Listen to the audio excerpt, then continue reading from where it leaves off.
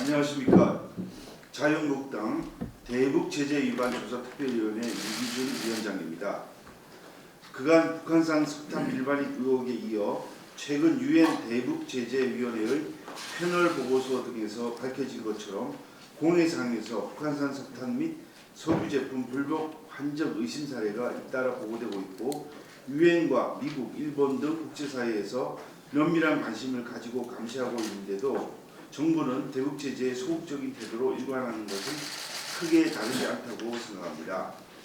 오늘 미국의 소리 보도 내용을 보면 북한산 석탄을 씌운 것으로 알려진 동탄호가 어느 나라에도 입항하지 못한 채 6일 넘게 싱가포르 앞에 있는 공해상에서 떠 있는 것으로 알려져 있습니다.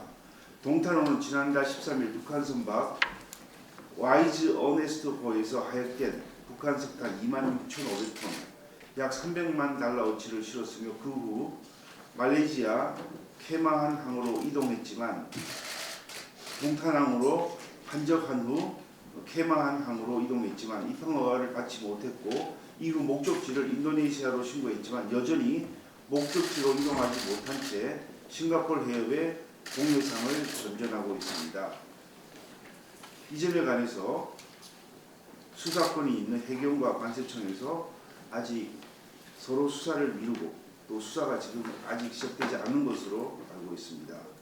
동탄호가 말레이시아나 인도네시아로부터 입항 허가를 받지 못했을 공산이 크고, 북한산 석탄의 수출 시도 및 불법 활동에 대한 유엔 안보리와 국제사회의 향후 조치가 주목되고 있습니다.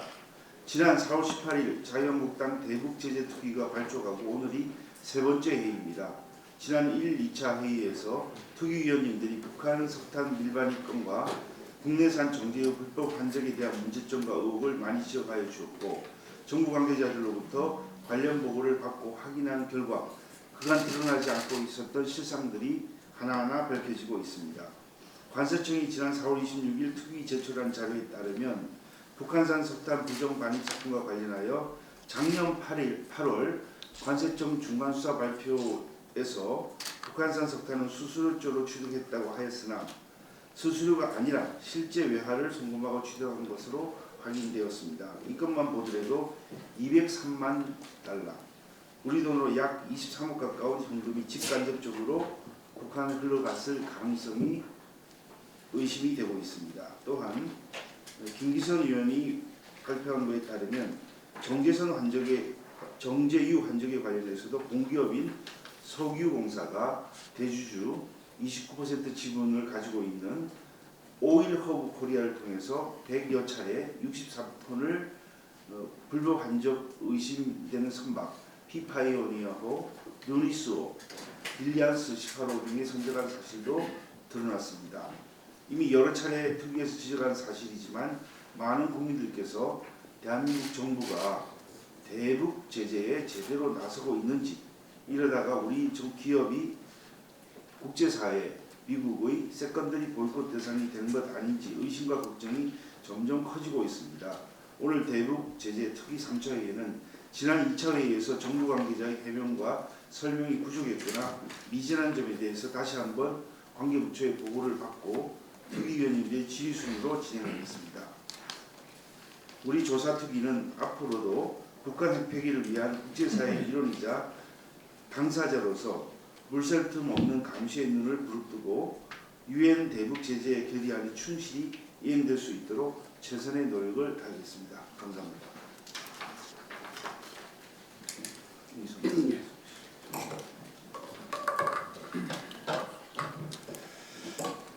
예, 대북제재특위의 김기선 의원입니다.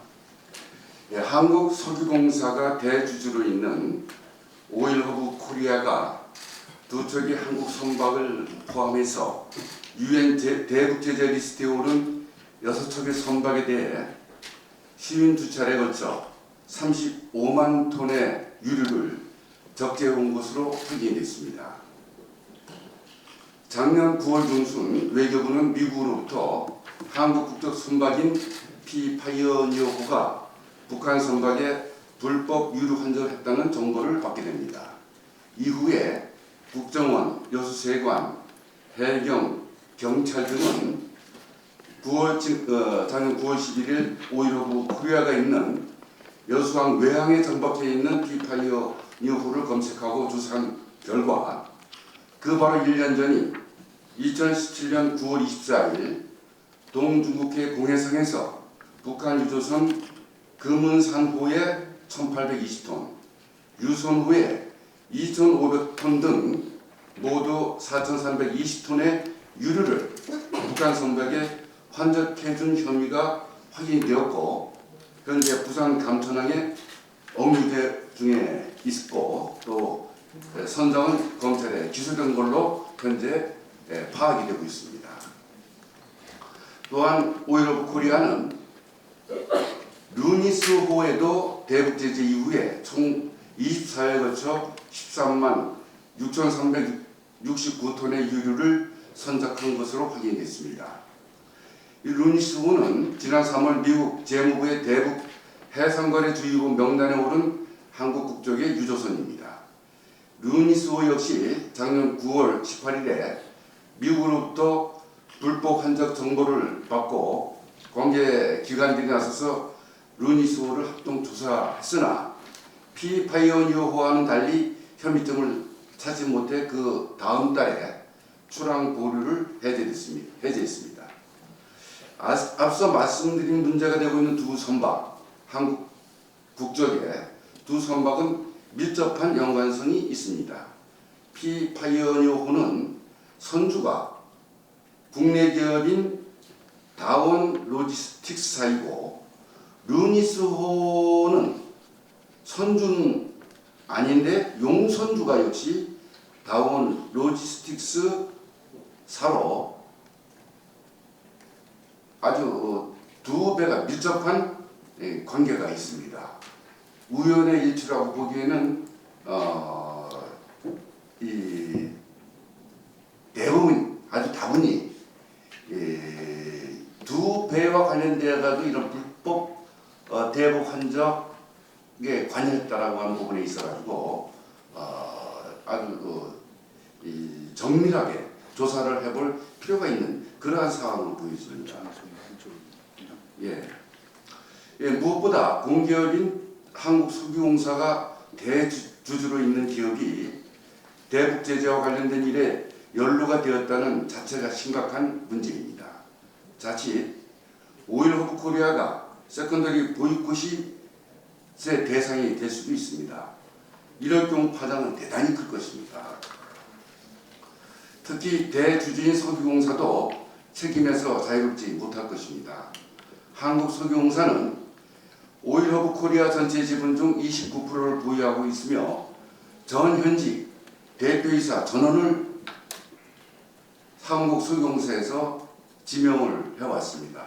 지금 5.15 코리아 대표이사도 직전에 한국석유공사 감사실장을 했던 사람입니다.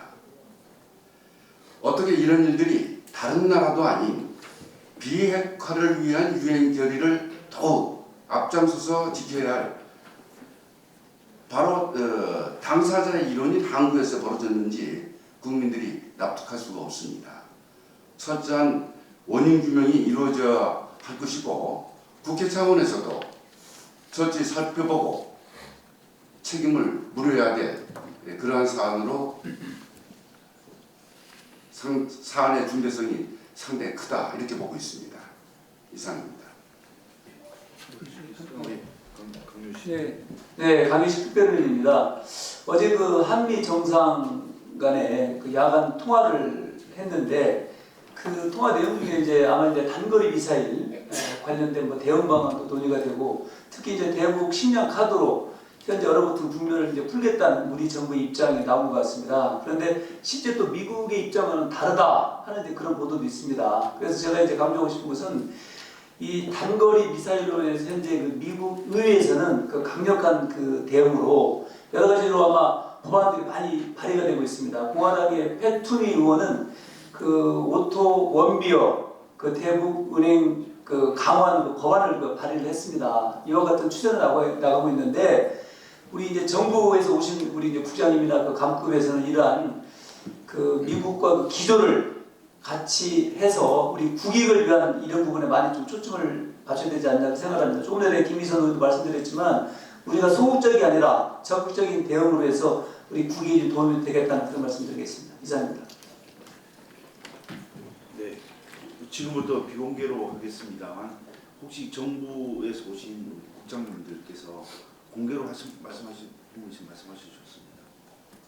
지금 정부 보고를 받고 우리 또 질의응답을 하는데 그럼 바로 비공개로 하겠습니다.